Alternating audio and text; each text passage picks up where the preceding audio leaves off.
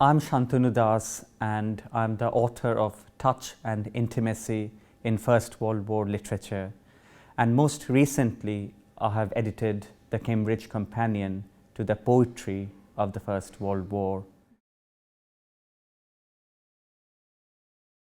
On the whole, I think that First World War poetry is one of those primal moments when poetic form is made to bear witness to historical trauma, and aesthetics and politics, they're yoked together with almost real life violence.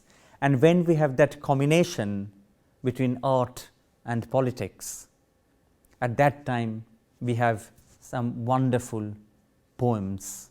And often these war poems can have much more tortured and complex inner histories than granted by somewhat reductive categories like pro-war or anti-war. And the best war poems, they do not fall into pro-war or anti-war poems, but rather lead us to ask fundamental questions.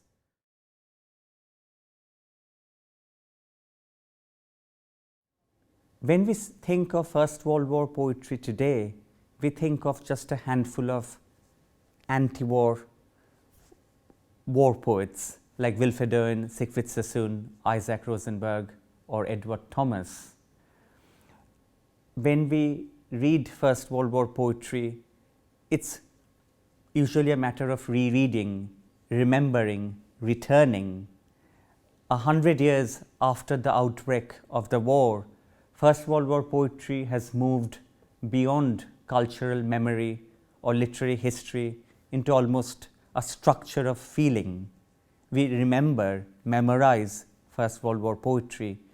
And herein lies some of the power, but also some of the dangers, because there is much more to First World War poetry than just a trench poem.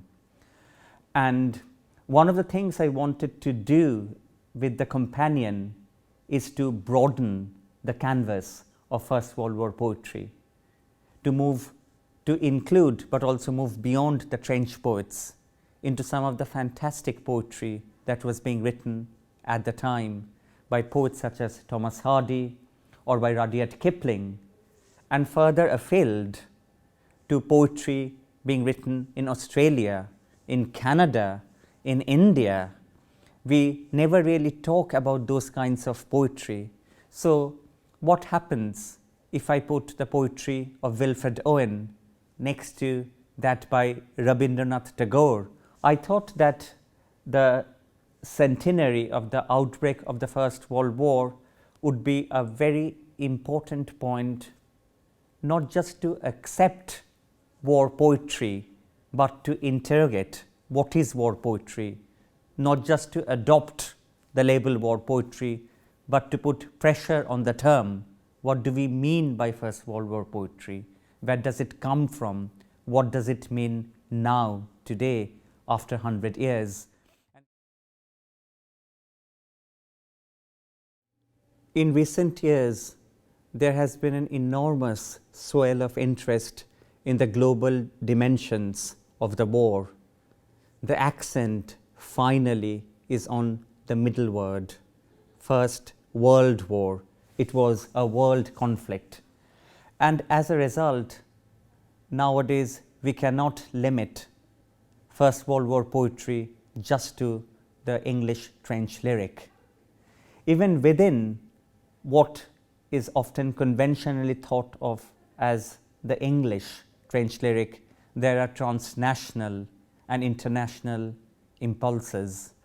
Like, for example, Isaac Rosenberg, he came from a Lithuanian immigrant family. Or for example, Siegfried Sassoon, he came from, on his father's side, from Baghdad Jewry.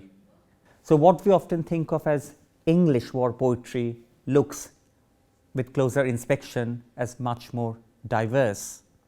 On the other hand, with the interest in the global dimensions of the conflict, we have to look at poetry being produced around the world.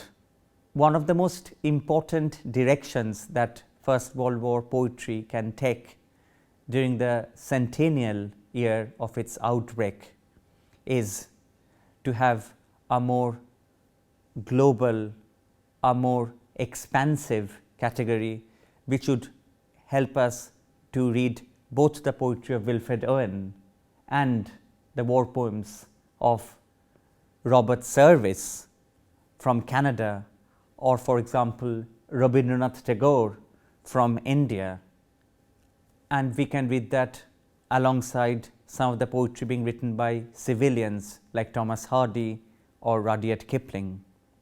We had over the years built up certain categories such as pro-war and anti-war poetry, or civilian or combatant verse, and again I think now is a good time to look at these categories afresh and how much are they tested by individual poems.